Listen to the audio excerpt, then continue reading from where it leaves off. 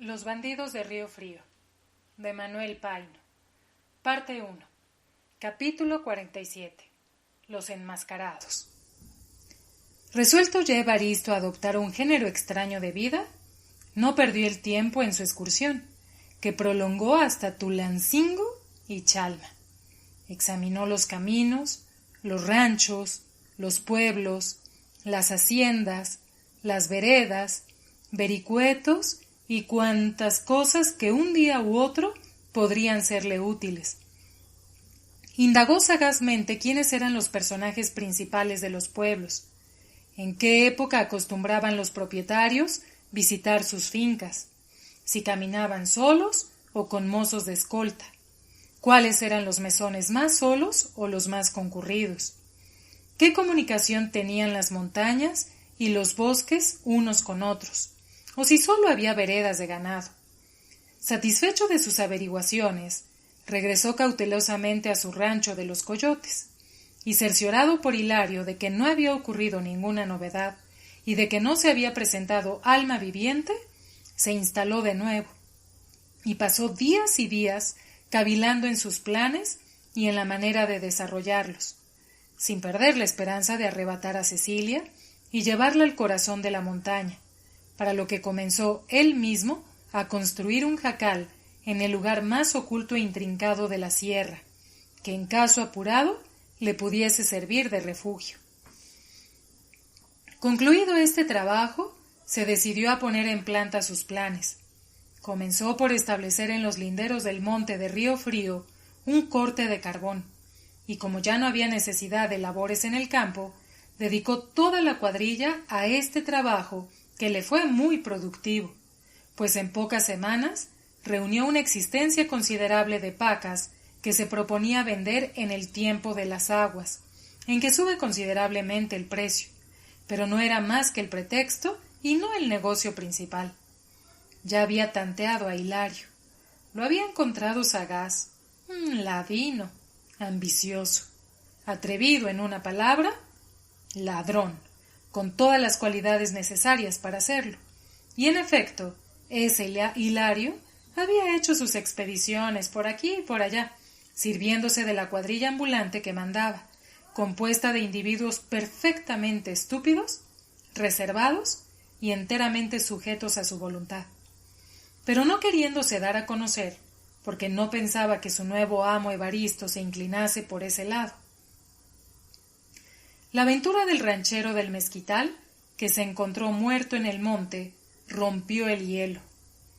Un día que Evaristo e Hilario recorrían las siembras y combinaban sus disposiciones para el corte de la cebada, Hilario dijo: «Ya quisiera mi amo encontrarse todos los días caballos como el alazán, que parece que se vaya amansando». Y como que sí, caballos como ese no se encuentran ni por 200 pesos. Pues no más que su merced quiera, tendrá en qué escoger. Ya su merced sabrá que desde el corte del carbón hasta el mero camino de Río Frío se va por la vereda en un abrir y cerrar de ojos, y no hay un día que no transiten pasajeros bien montados y que no lleven armas. Yo no dejo de conocer estos lugares y las 2 barrancas principales. No es necesario más que dejarse caer por la veredita que yo le enseñaré a su merced, y ni el diablo mismo podría agarrar a uno. Evaristo se quedó mirando fijamente a Hilario, y éste, sin turbarse, se quitó el sombrero y le dijo: «Como su merced guste. Yo estoy ya querenciando en el rancho, y trabajando se puede ganar mucho sin correr riesgo». De esta conversación de generalidades pasaron a pormenores muy interesantes, y la nueva vida comenzó en la semana siguiente. Muy de madrugada montaba a caballo Evaristo en el alazán tostado, que al fin había logrado dominar, dándole sal en la mano, limpiándolo y echándole de comer él mismo todos los días. Era un caballo admirable. Saltaba una zanja como un venado, subía las pendientes con atrevimiento y las bajaba con cuidado. Apenas se le levantaba la rienda, se disparaba como un rayo. Al menor ruido paraba las orejas, se estremecía y avisaba al jinete.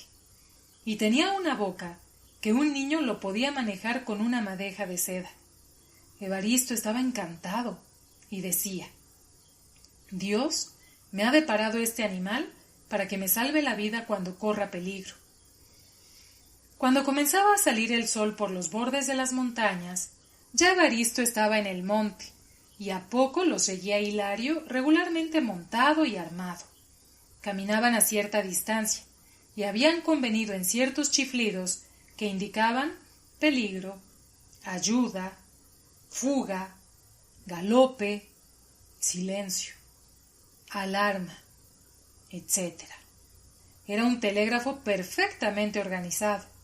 Cuando convenía que se alejara el uno del otro, el chiflido era doble. Cuando necesitaban obrar juntos, 3 chiflidos seguidos los ponían en contacto con un galope. La apariencia, por los arreos y bolsas que colgaban en la silla del caballo, era de viajeros pacíficos que vienen de tierra adentro a buscar efectos y ganados a la costa.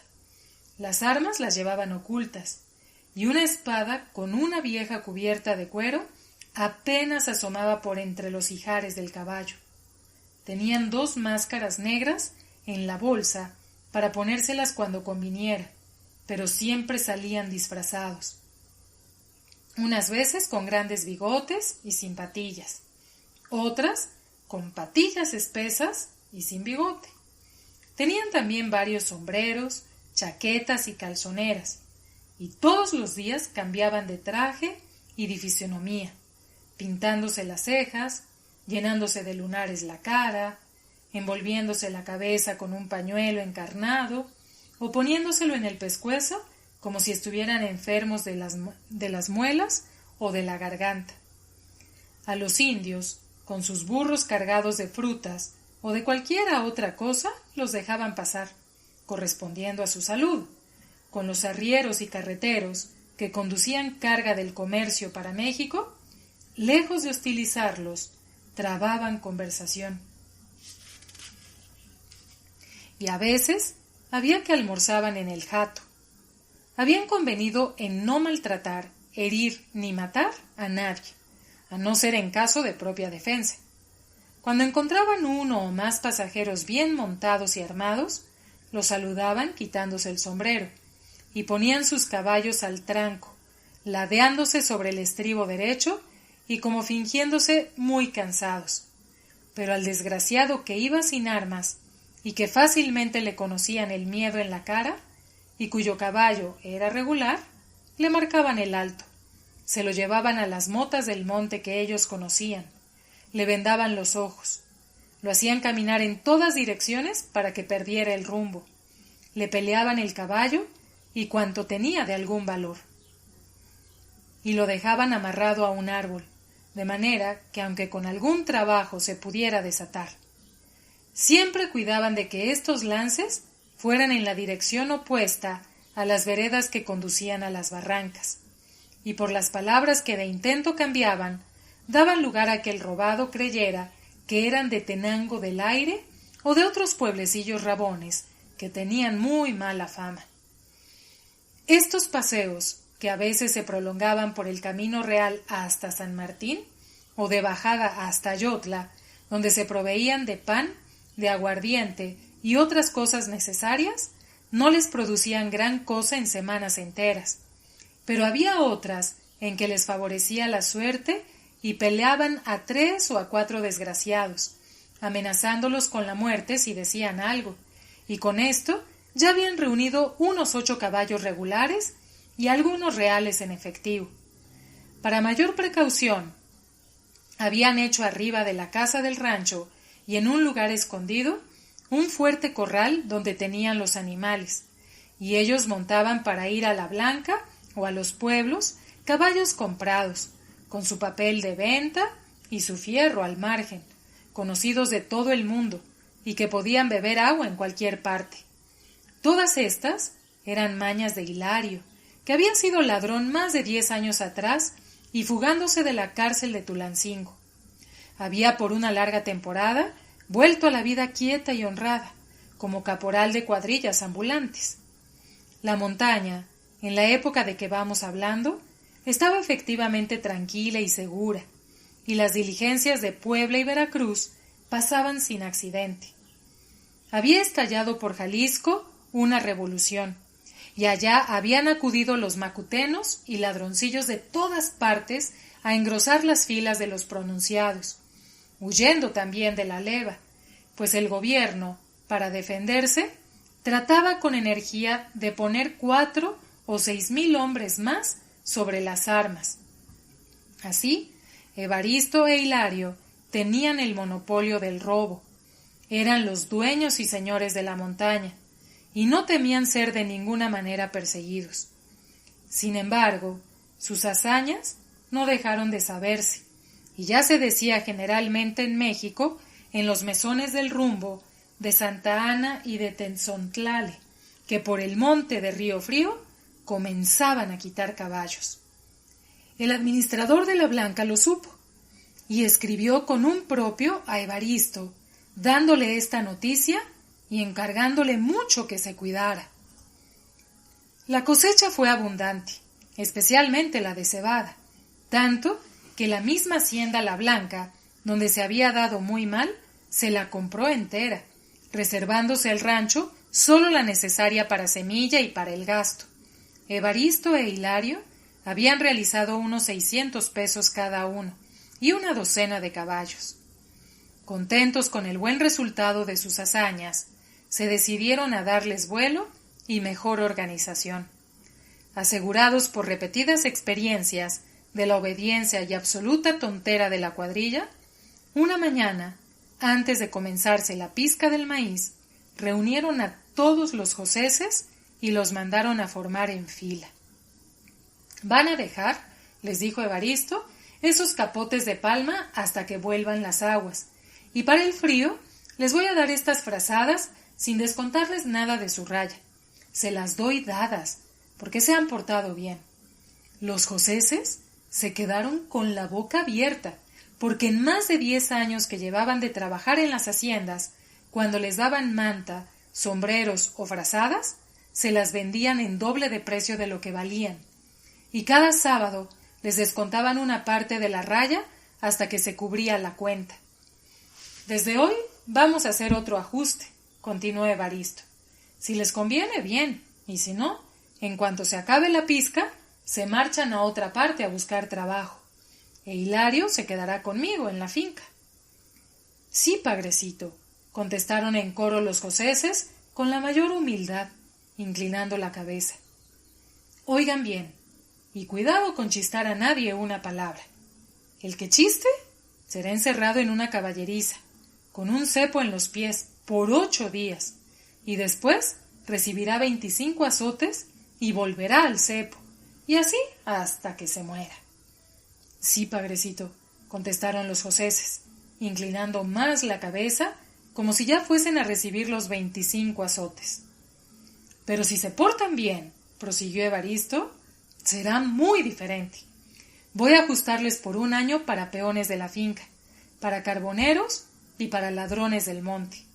Cuando trabajen de peones, tendrán 3 reales diarios.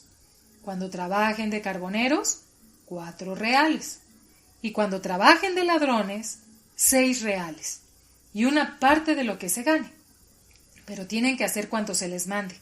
Y si es necesario, dejarse matar». La cuadrilla, al oír todo esto, que no pudo comprender bien, no contestó inmediatamente el sí, pagrecito, que siempre tienen en la boca los indígenas, sino que se quedó callada y reflexionó.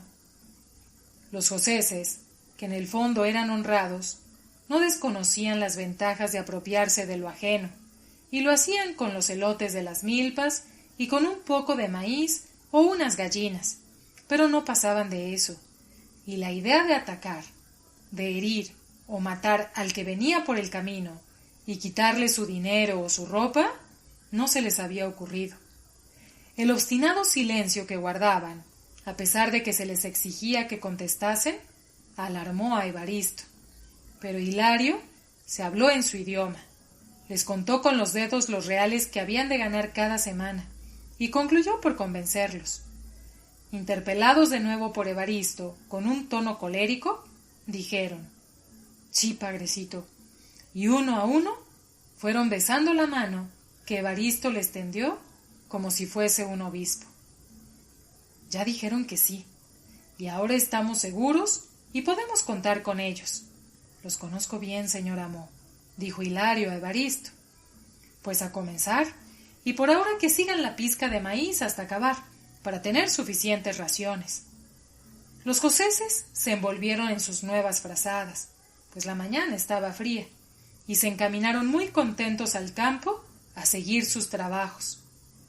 Evaristo e Hilario organizaron en menos de una semana 2 quemas de carbón en un lugar que se llamaba Agua del Venerable, a poca distancia del Camino Real, y más arriba de la venta de Río Frío, porque dizque pasando un día el señor Palafox, obispo de Puebla, tenía mucho calor y se moría de sed, y no habiendo por allí ni caseríos ni venta, le ocurrió entrar un poco en el monte, donde se encontró un venado muy manso que lo fue guiando, y a poco andar, descubrió una fuente cristalina donde el obispo y el venado bebieron.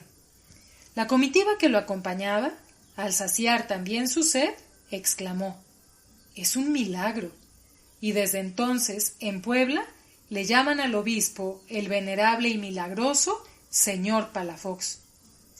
Había en efecto por allí un manantial que se derramaba y humedecía la hierba, y el sitio era tan sombrío y enmarañado, con una exuberante vegetación de montaña fría, que podían ocultarse en las orillas de la calzada 8 o 10 hombres sin ser vistos del pasajero sino en el momento de ser asaltado. A la distancia de 200 o 300 varas, escogieron otro lugar que se llamaba Palos Grandes, porque allí formaban una especie de plazoleta unos 10 o 12 ocotes altísimos, que por una especie de preocupación nunca habían querido cortar los leñadores, y quizá también porque les proporcionaba un lugar abrigado para guarecerse, almorzar y dormir. Era paraje de arrieros, y se veían constantemente cenizas calientes y rastros de las mulas y trastes del jato.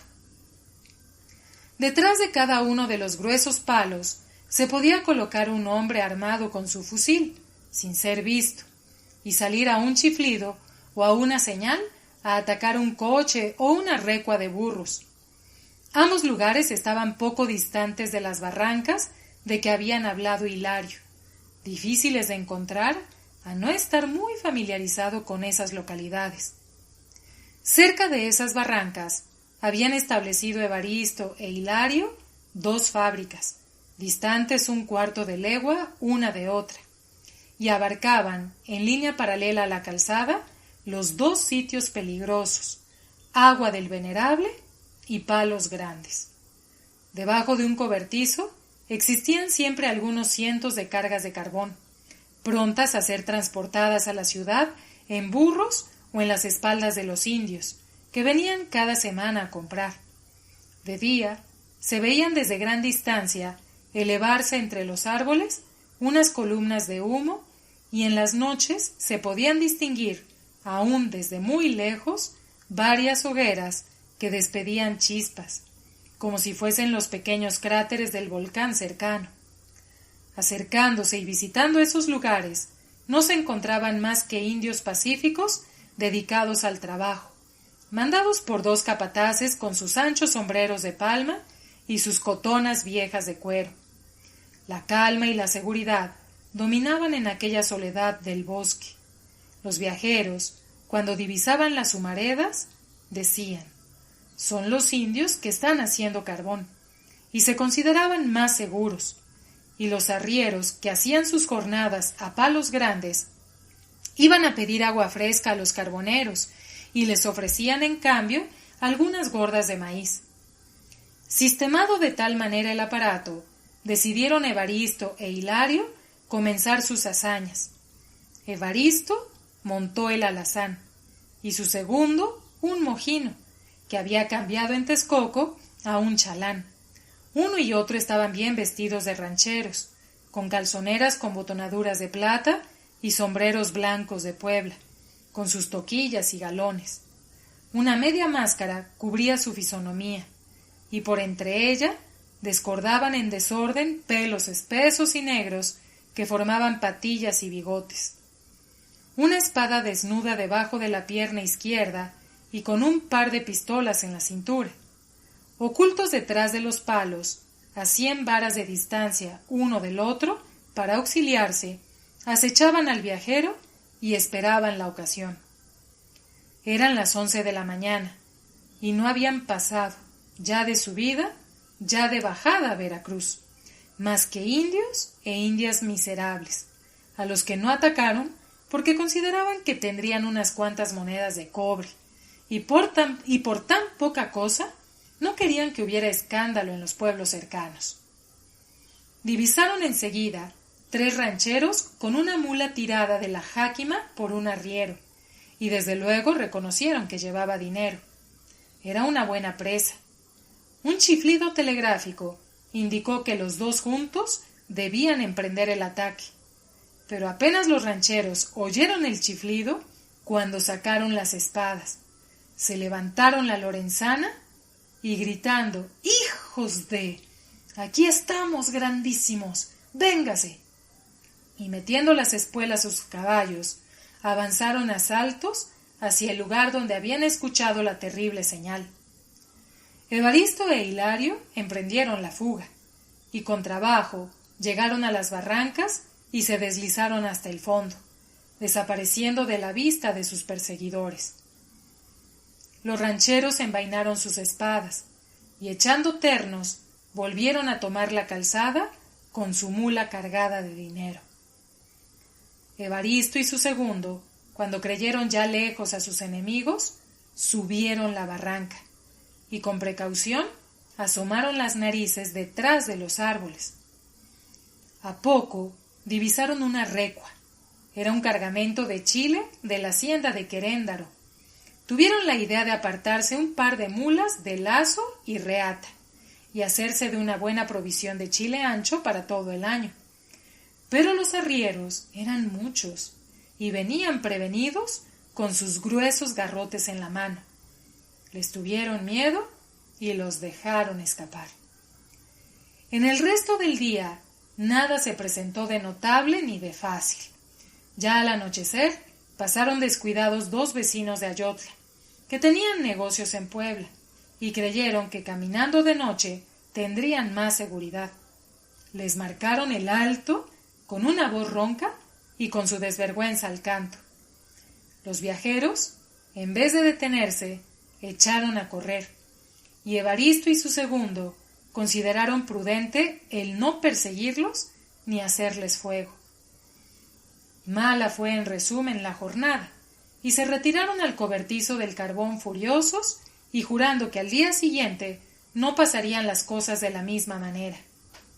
En efecto, temprano estaban ya apostados entre palos grandes y agua del Venerable. Pasaron al trote y cantando unas 6 u 8 indias. Las detuvieron. Les quitaron de sus fajas unas cuantas cuartillas y medios lisos, que en total no llegó a 5 pesos. Les dieron unos cuantos cuartazos, amenazándolas con que las matarían si decían algo en los pueblos. Antes de las 11 se divisó por la calzada un postillón a todo galope, seguido de Rafael Veraza, que conducía la correspondencia de la delegación de Su Majestad Británica. Al juramento con que Evaristo, enmascarado y montado en su arrogante alazán, marcó el alto, separó el postillón y Rafael Veraza detuvo el galope de su caballo, pero siguió andando hasta encararse con el ladrón, que le puso una pistola en el pecho. «Ríndase, o le quemo esa carota de hereje que tiene, y no se me venga encima porque disparo». Rafael Veraza se detuvo, y con la mayor sangre fría le dijo: «Ya veo que tú eres nuevo por estos rumbos, y no me conoces, porque en el monte me conocen hasta los conejos. No hay necesidad de la pistola, guárdala, que yo no tengo más armas que las que tú ves. un chicote en cada mano para azotar los caballos y que no pierdan su galope. Las pistoleras están llenas de cosas de comer y algo de beber. Beberemos un trago y hablaremos. Y diciendo esto, se apeó con mucha calma, y el postillón, que no se había tampoco asustado con la aparición del bandido, se acercó a tomar la rienda. De una de las grandes pistoleras que colgaban a la cabeza de la silla, sacó don Rafael un vasito de plata que llenó de coñac, y lo presentó a Evaristo, que lo tomó maquinalmente, pues era el más sorprendido de esa escena. Hilario, a poca distancia, oculto entre los árboles, observaba. «Bebe». Evaristo, medio azorado todavía, obedeció. Llevó el vaso a los labios. Bebió 2 tragos con cierta delicadeza, como si fuese el convidado decente de alguna mesa, y lo devolvió a don Rafael, el cual a su vez bebió un trago y el resto se lo dio al postillón. «Soy el correo inglés. Cada mes hago el viaje de México a Veracruz en 32 horas, conduciendo la correspondencia de Su Majestad Británica, la Reina de Inglaterra». Al escuchar este nombre, sin darse cuenta por qué, Evaristo se quitó el sombrero, y a ese tiempo cayó su barba postiza y su máscara. «No tengas cuidado», le dijo don Rafael volviéndole la espalda. «Ni te he visto, ni te quiero conocer. Más tarde, y cuando tengas confianza en mí, te podrás presentar como eres. Por ahora es mejor que te disfraces. Cuando acabes de arreglarte, continuaremos hablando». Evaristo, casi confuso, se puso de nuevo su barba, su bigote, su máscara y su sombrero, y dijo a Veraza: «Lo que usted mande, señor amo». «¿Amo lo que es? No, pero sí un hombre que no te hará mal. Y si tú atacas al correo de Su Majestad, nunca te lo perdonará el gobierno. Y aunque pasen 10 años, el día que te cojan, el ministro inglés exigirá tu castigo. Además, nada ganas con detenerme. Yo no cargo más que huevos cocidos, pan, queso, coñac, unos pañuelos para limpiarme el sudor y 2 o 3 pesos para dar su gala a los postillones. Seguramente tú eres tan nuevo que ni sabrás que paso por aquí el día 30 o 31 de cada mes, para llegar a Veracruz invariablemente el día 2 a las 10 de la mañana. A mi vuelta, que será el día 4, me esperarás en este mismo lugar, y ya te acordarás de mí. Toma este pito. Cuando entre yo en el monte, sonará el pito cada 10 minutos. Si lo oyes, me contestarás una sola vez. Si hay riesgo o inconveniente para pasar, pitarás 2 veces, y me detendré hasta que vengas. Ya arreglaremos algunas cosas más. Tengo que estar mañana antes de las 10 en Veracruz y no me puedo detener». Acabando de decir estas palabras, don Rafael montó a caballo, partió a galope precedido de su postillón y dejó a Evaristo con la boca abierta. Repuesto de esta sorpresa que no esperaba, fue a dar al escondrijo de Hilario y le contó lo que había pasado. Ambos convinieron en que era preciso no solo respetar, sino prestar todo género de auxilios al correo de la reina de Inglaterra, al que nada podían robar y del que tenían mucho que temer si le hacían daño. El día 4, a cosa de mediodía, Veraza pasaba ya por el agua del Venerable, y Evaristo contestó a la señal convenida. Don Rafael hizo algunos regalos a Evaristo, convino con él en ciertos pormenores para no ser molestado en sus sucesivos viajes, y continuó su camino para México sin que contase ese encuentro con alma viviente. El que esto escribe supo estas cosas y otras más por causa de acontecimientos extraordinarios que se referirán en las memorias que probablemente figurarán en el 2º tomo de esta novela.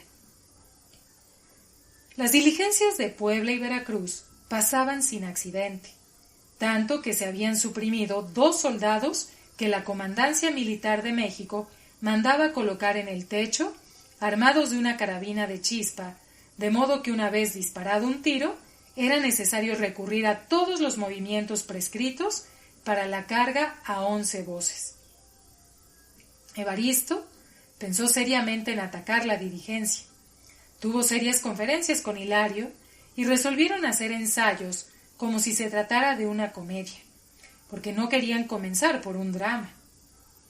Eso sería para más adelante o cuando ocurriese un lance que no pudiesen evitar.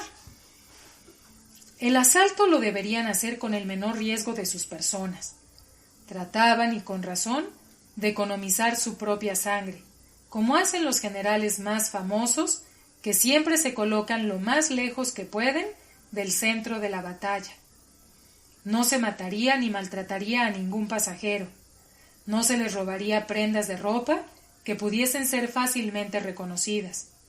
Los relojes de plata de poco valor se dejarían en los bolsillos de los pasajeros, y del dinero que se juntase, registrándolos hasta en los zapatos, se les dejarían unos cuantos pesos para que almorzasen o comieran en Puebla. De esa manera, lejos de atraer sobre sí la cólera de la justicia, serían unos ladrones verdaderamente populares y estimada su conducta en alto grado por los jueces y magistrados y por los mismos viajeros. A los cocheros de las diligencias debía respetárseles y procurar transigir con ellos, pues si los maltrataban o mataban, no habría quien quisiese hacer el viaje, y la línea de diligencias tendría que suspenderse, o el gobierno pondría tal número de fuerzas para custodiar el camino que hiciese imposible toda tentativa. En los ataques al coche debería aparecer ante la vista de los pasajeros, rendidos y acobardados, una cuadrilla numerosa, bien que no contasen más que 5 o 6 indios de la cuadrilla, pues los otros tenían necesidad de aparecer cortando y quemando árboles o haciendo sacos de carbón. Los indios que se destinasen para el asalto deberían cubrirse la cara con una máscara negra y vestir una cotona de cuero amarillo oscuro. Sus armas serían un grueso garrote y los 2 fusiles viejos cargados con munición gorda. El caso de derrota, de retirada o de persecución estaba previsto. Los indios se dispersarían por la espesura del bosque, no corriendo y deslizándose por los matorrales, sino arrastrándose como culebras hasta llegar a agujeros que en diversas direcciones habían hecho, y allí depositar la máscara y la cotona y aparecer después en la fábrica de carbón trabajando tranquilamente o con su hacha cortando palos. Los sombreros, cuando figuraban de ladrones, eran negros, anchos y con una toquilla galón falso de plata. Los sombreros de carboneros y leñadores eran de petate, cortos de ala y viejos.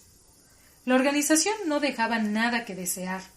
Era obra de un momento el disfrazarse y desempeñar en coro su papel de ladrones, y cuando se acabase la función, guardar sus trajes y volver a su primitiva forma de leñadores y carboneros. Si el gobierno mandaba fuerzas que recorriesen el camino, no encontrarían ni un alma, y se darían por falsas las noticias de los alcaldes y las que corrían en el público. Si penetraba una fuerza armada en el monte, no encontraría más que unos cuantos indios inofensivos y humildes, que apenas sabían el español, ocupados en los rudos trabajos de la montaña y en terrenos pertenecientes a los hacendados de las cercanías, que se aprovechaban legalmente con sus peones del productivo esquilmo del carbón. Este plan fue el resultado de largas conversaciones entre Evaristo e Hilario, y es necesario hacer justicia al capataz de la cuadra. Fue su capacidad y experiencia lo que originó la mayor parte de los pormenores necesarios para lograr el objetivo, que era robar sin peligro y evitar la persecución. Los ensayos fueron repetidos en las horas en que el camino estaba completamente solo, y cuando estuvieron seguros de que los de la cuadrilla habían aprendido bien su papel, decidieron que un día 12, consagrado cada mes en México al recuerdo de la aparición de la Virgen de Guadalupe, darían el primer asalto, esperando que la Divina Señora lo sacaría con bien. Evaristo era supersticioso, aunque un tanto descreído y despreocupado de las cosas eternas, especialmente desde que asesinó a Tules. Pero Hilario era cristiano viejo y honrado a carta cabal. Cuando habitaba un pueblo o la hacienda en que trabajaba tenía capilla, nunca faltaba el domingo a la misa y al sermón, y primero le arrancaban el pellejo que un escapulario de la Virgen del Carmen que traía debajo de la camisa. El día 11 en la noche, Evaristo no durmió. Como medio incrédulo y depravado de carácter, le asaltaban ciertas dudas, y se le figuraba que Tules se iba a vengar, y bajo la forma de una pasajera le dispararía un balazo y lo mataría. Hilario durmió como un patriarca. Una hora antes de que pasara la diligencia, Evaristo estaba ya en las orillas de la calzada, emboscándose cuando veía gente. A poca distancia, Hilario hacía lo mismo.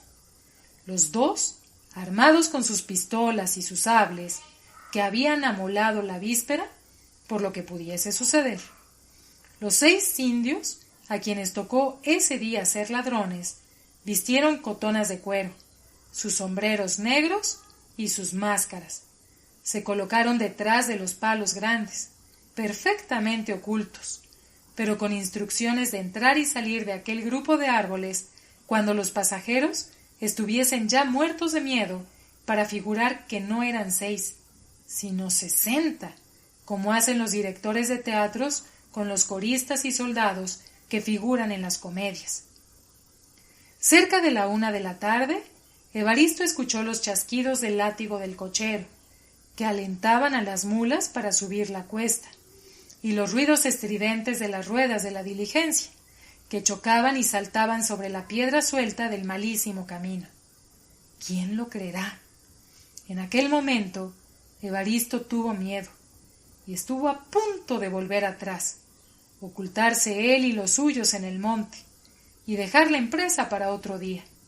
Pero había tomado, antes de montar, unos buenos tragos de catalán, y el licor le dio ánimo para sobreponerse y hacer frente a todo lo que pudiera ocurrir, y de un salto del alazán se puso en medio de la calzada, con pistola en mano, a esperar el coche.